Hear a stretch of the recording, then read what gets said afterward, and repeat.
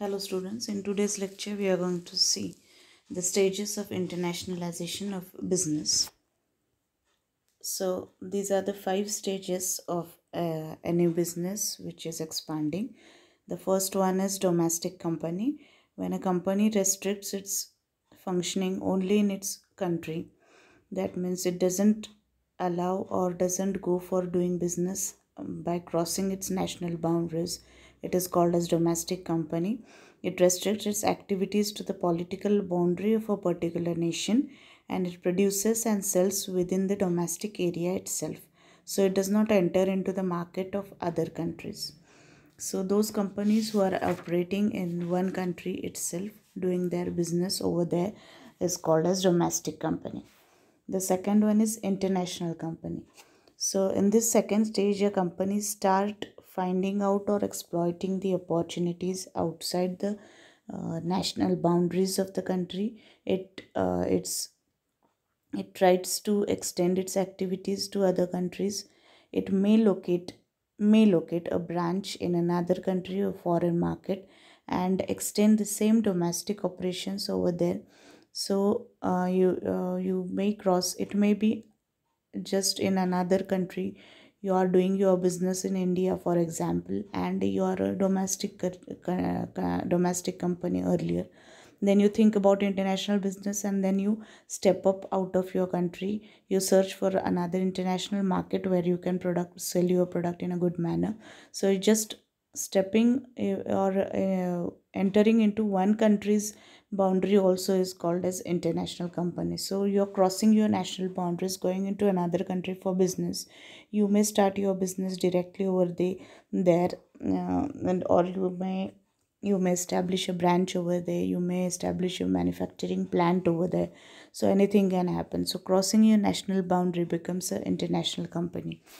Then in case of multinational company, a company starts working in foreign country as if it is a domestic company of that foreign country, and it tries to follow all the strategies to fulfill the needs of foreign customers regarding the product, service, price and promotion, etc.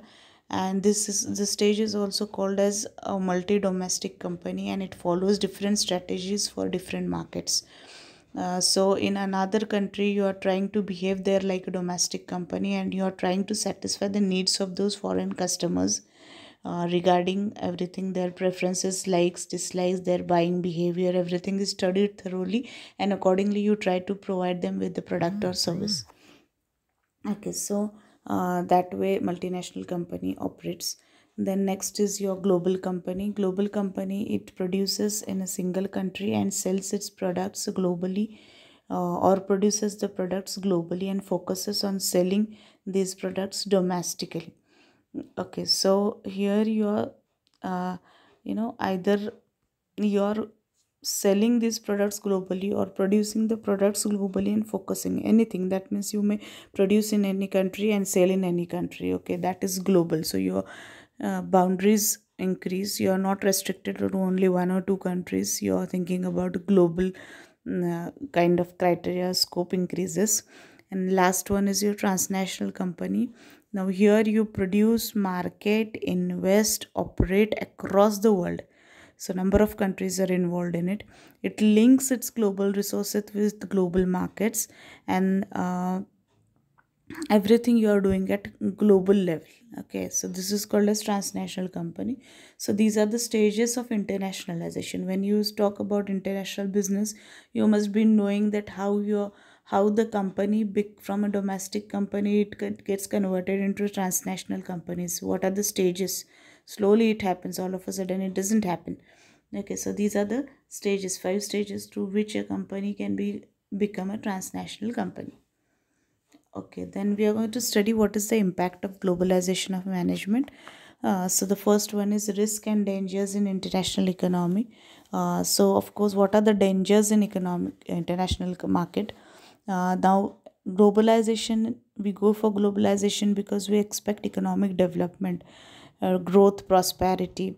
For that reason, we go for it. But it's not guaranteed. When you go for globalization. It's not that if you go for globalization then only you can achieve economic development, because at international level there are many various forces which will affect the development of economy. For example, the political uncertainty, corruption, disputes, so many major problems are present over there. And industrialist countries, developing nations are involved in various conflicts over trade issues. Government in many of the countries, they encourage foreign investment and reduce corruption, many things. And that means from country to country the government policies, rules, regulation, laws differ also. Uh, certain crises can develop at international business at a great speed, and that can affect the international business. So all these things increases the volatility in the international business, whose impact can be serious for the companies around the world. Okay, so this is the first danger. Second is the internationalization of workforce. Now at international market, when you're going for international business, you have to deal with variety of people coming from variety of countries, cultures, right? So managers try to react to rapid changes and increasing complexity of international business. They require adaptable and flexible workforce, that is employees. And the companies in advanced countries are taking advantage of advanced communication technology and low wage workforces across the globe. So countries which are lagging in basic educational and vocational training are desperately trying to cope up with the changing conditions to avoid future anxiety and unemployment. So many of the countries have increasingly skilled and able people to offer. To compete effectively in this environment, managers should know where the most economical and efficient location is available for its operations, and should move their operations and locations quickly from where you can get good human resource which is adaptable to the changes rapidly. Okay, then besides, management should bring together right mix of people around the world, those who can respond to the best to competitive challenges. Okay, this is the second impact of globalization. And the third one is, what is the role of management? So to survive in this volatile environment is itself a challenge.